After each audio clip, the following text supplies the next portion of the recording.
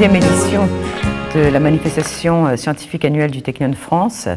J'ai choisi de thématiser cette manifestation sur les enjeux du numérique. Alors, une journée très dense, d'abord introduite par le directeur de la recherche et de l'innovation du ministère de l'Enseignement supérieur et de la Recherche, Roger Genet, qui introduira cette journée, et suivi de cette introduction, 4 sessions de travail, une première qui débutera de 9h à 11h sur la thématique de la génétique et de la santé, donc une table ronde absolument exceptionnelle car elle comprendra des personnalités phares comme Alexandre Egarmont, qui est le directeur de l'Institut Gustave Roussy, Alexandre Mignon de l'hôpital Cochin-Port-Royal, qui est à la base anesthésiste mais aussi professeur des universités et qui est surtout à l'origine d'une start-up qui s'appelle Illumens, et qui traite de pédagogie médicale. Cette compagnie développe des technologies qui apprennent aux non-avertis comment s'occuper du patient. Donc Alexandre Mignon, mais aussi René Friedman, dont la réputation n'est plus à faire, qui nous parlera de son domaine,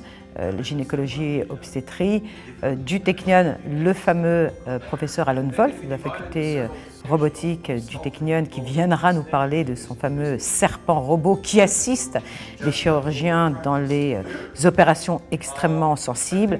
Patrick Johnson de Dassault Systèmes, qui fait un peu l'interface avec justement l'Institut Gustave Roussy et d'autres sociétés dans le domaine du numérique, dans le domaine médical. Et puis Marie-Christine Jolante, qui est elle de l'unité INSERM et qui parlera de l'intelligence artificielle à l'ingénierie des connaissances et qui est une femme absolument passionnante. Alors la seconde table ronde traitera des nouvelles technologies de l'information et de la cognition au service de l'humain. Elle sera présidée par Claude Trigano. Alors, j'ai souhaité à cette table ronde, évidemment, associer chercheurs, entrepreneurs, mais aussi linguistes. J'ai fait appel à un grand monsieur, le maître des langues, qui est un grand amoureux des langues, qui est Claude Agege, linguiste, professeur agrégé au Collège de France, qui va nous parler de la spécificité du langage humain par rapport à l'interface homme-machine, mais à ses côtés, évidemment, d'autres experts plus scientifiques, ceux-là. Je pense à Fabrice de Repas du CEA, du LIST. Je pense à l'excellent Philippe Ricou du groupe Total, qui nous parlera des calculs haute performance dans le domaine des énergies, ce qui est lié avec le groupe Total. Je pense aussi au professeur Jacques Stern, qui est membre de l'autorité ARCEP, à Bruno Alain Bernard du groupe L'Oréal, qui viendra parler de la complexité du vivant et notamment du paradigme de la complexité du vivant par le follicule pileux de l'humain, tout un programme. Et puis enfin du Technion, le professeur Oren Kurland de la faculté de gestion et de génie industriel, qui nous parlera de tous les problèmes liés aux moteurs de recherche. Et cela, c'est un vaste domaine aussi. Nous reprendrons cette journée passionnante à 14h avec, évidemment, on ne pouvait pas passer à côté, toute la thématique du développement urbain, des villes intelligentes, voire même de l'habitat intelligent dans la globalisation. Et pour cela, j'ai fait appel à Alain Bénichou, évidemment, président d'IBM France, qui parlera de l'économie numérique au service des villes, mais surtout des citoyens.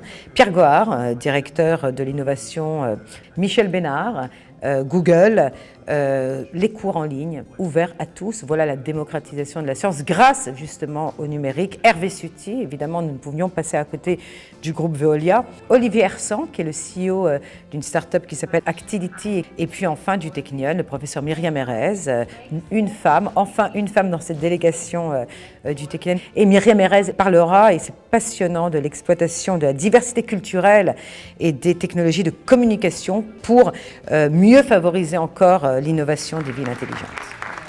La troisième table ronde sera présidée par Jacques Marceau, qui est président d'Aromat, qui est une société de communication et d'événementiel.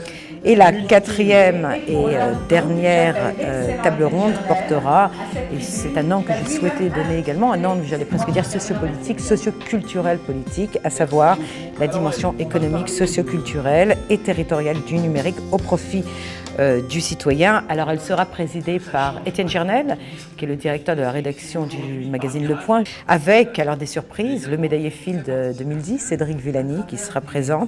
Lui qui parlera du numérique en grès pour la floraison et la dissémination des idées humaines. Yariv Nordberg, on parle de ville intelligente, la voiture électrique, la voiture intelligente de Better Place. Marc Boileau, le directeur stratégie innovation de ERDF, l'annexe, la filière recherche de EDF. Claude Farge, le directeur de Universcience, et lui, il nous parlera des jeux. Voilà, des jeux vidéo. Est-ce que, par exemple, les jeux vidéo ne vont-ils pas nous sauver?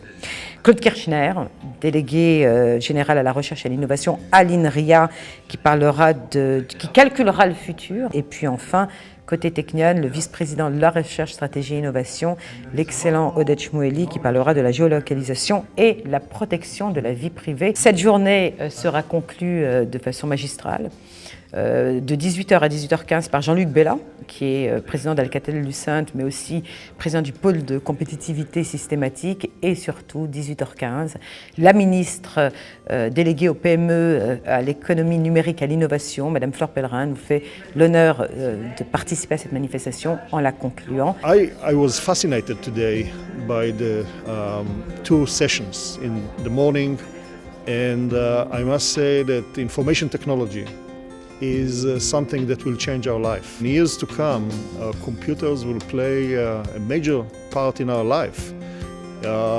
Many years ago, there was one computer in a city, then there was one computer in a house, then there are many computers in a house, and in the next stage, we'll have a computer on our body. And this is almost science fiction. So today's symposia, I should congratulate the Technion French Society and Muriel for putting together a fascinating program. I really enjoyed it tremendously. There is no doubt that last year the Technion reached peaks that were highest than ever. And it was very satisfying to learn that we are now considered to be among the top 50 universities in the world in our field. We not only contribute to the economy of Israel and the defense of Israel, but also to the world. And many people around the world are touched by Technion invention. Technion a vraiment une expertise particulière, c'est dans le contact avec l'industrie. C'est une des références dans le monde entier pour ça. Le goût pour l'informatique, dont on a discuté, l'innovation de type informatique est un des grands atouts d'Israël, certainement plus fort qu'en France.